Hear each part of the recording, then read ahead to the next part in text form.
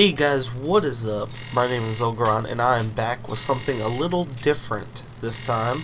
This is a Let's Playthrough of Black Mesa. Now, if you're not aware of what Black Mesa is a mod or a overhaul, really, of the original Valve-created Half-Life. And if you stick around and watch my videos for very long, you will soon come to know that Half-Life is my favorite game series of all time. Now, I will be playing through this now, but fingers crossed, once Half-Life 3 gets announced, Half-Life 2 Episode 3, whatever it's going to be called, gets announced, we will be doing a playthrough in chronological order all the way through all of the Half-Life games. Now, with that said, you will be able to see all of the story take place in its entirety.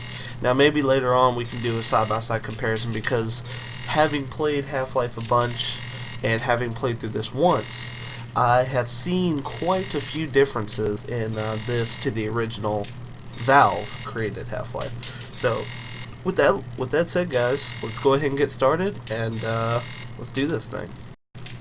Alright, let's get started into this thing now.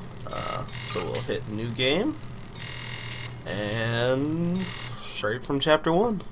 Let's do this. And you'll have to excuse me, by the way, it's very early in the morning. My nose is a little stopped up, so I might sound a little nasally, and my throat gets clogged up very easily. So, hopefully we can get through this without too many grumbles and too many whatever you would call it. Grunts or that sort of thing, whatever that is. And of course coughing.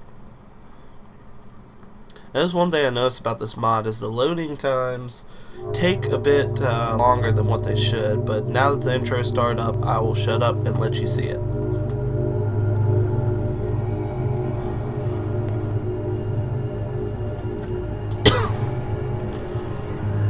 So here we are heading into Black Mesa, which is the first place that Gordon Freeman was brought in from after he got out of his school to research advanced physics and things like that. So they brought him onto the team very early on in their research into the trying to think of like genetic anomaly sort of deal. So that is where we are heading right now, and we are just heading through all of the security check-ins, and they use a tram system to get around everywhere. That is how they get around. And as you can see, this is a lot different if you've seen Half-Life 1, and I mean, you know, much higher poly count. You know, stuff was 3D in Half-Life 1, but stuff looks, you know, pops out a lot more at you. I'm sure if I had VR glasses, such as the Oculus or something, this would look even cooler. Maybe not for you guys as much, but for myself. And one thing I did notice too is, because the graphics are so much better, the poly count so much higher, stuff like that, there's an excess of loading screens than what there was in Half-Life 1 and even in Half-Life 2. But that's okay, we can get through that. In event of fire, use hammer to break glass. Pick it up, pick it up. This train is inbound from Level 3 dormitories to Sector C test labs and control facilities. If your intended destination is a high-security area beyond... One cool thing about this is the player models, or the NPC characters, aren't using the same 3 that what they were using in Half-Life. They modeled a lot more models for this. I think so far I've seen maybe 10, 12 different character models for the people, and the animations for the faces, and the speech is actually very, very good in this game. I was very surprised. Guy sitting there enjoying the view. There's actually more than one woman model. The high toxicity of material routinely handled in the Black Mesa compound. You can actually see outside in this intro. Are permitted within the Pretty Black cool. Mesa transit system.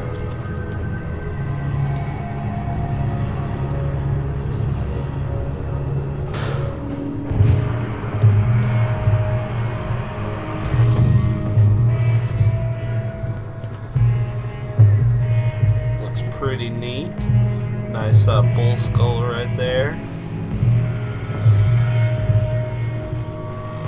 To show that this top secret base is out in the middle of nowhere. Open the doors until the train has come to a complete halt at the station platform. For people who are disabled, pregnant, or less able to stand, priority seats. To remain seated and await further instruction.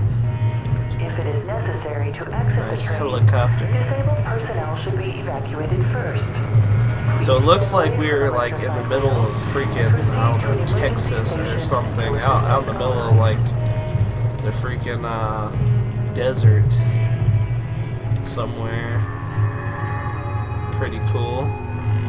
Actually gives you a whole lot more scenery in this because Half-Life 1 they didn't really at the time when it came out, which I think was like 98 or 97 or something, the technology was just not quite there yet to show off things like terrain and stuff like that. So they kept it very much inside, same sort of texture throughout the whole game.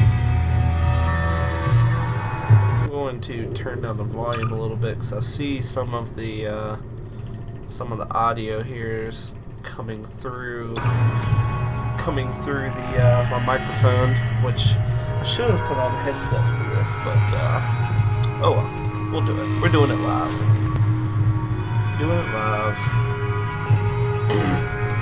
There will be mistakes when we're doing it live.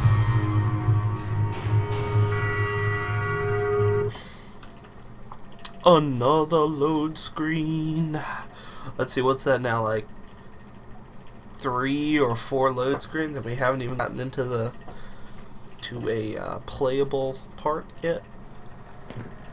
Water splash. I love playing with the closed captioning on. I don't know why. I just really do. What does this thing say? Team acquires new grant. Hey, that looks like me in that picture. Bottom left one. No, I don't think it's me. More news something. G-Man's gonna be coming up here pretty soon. I can't remember where exactly he's at, but I know he shows up throughout the game, you know, from time to time. He is a very I don't know, he's still a mystery. I have not quite, as many times as I have played through this and Half-Life 2. I've probably played through Half-Life 2 6 or 7 times. I still have yet to figure out who G-Man is, and that to me is also another really cool thing about this game. There's no books, there's no there's no hidden things you have to go to read or something. The story is in the games, so if you play through the games, you know the story. But I don't know, G-Man is still a mystery. So he's such an intriguing character.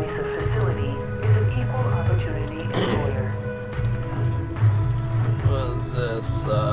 Tram maintenance. Important. Do not something maintained. Unattended. Do not leave unattended.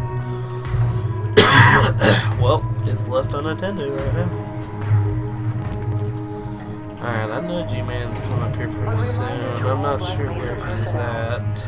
Regular radiation and biohazard screenings. My kind of thought on G-Man is he is a figment of Gordon Freeman's imagination. He kind of like his spirit guide in a way, because he always shows up seems like he always shows up when, oh, speaking of the devil, right there, the man in the suit with the briefcase. He always shows up when Gordon Freeman is in his most dire need to kind of show him an escape. It always seems like, so, you know, I don't know, that's just my theory on it, but could very well be wrong. Take that with a grain of salt. Now arriving at Sector C test labs and control facilities. And we have reached the end of our ride. Let me out. Let me out. Here's a black Mesa security guard. And another load screen. That's like 4 or 5 so far.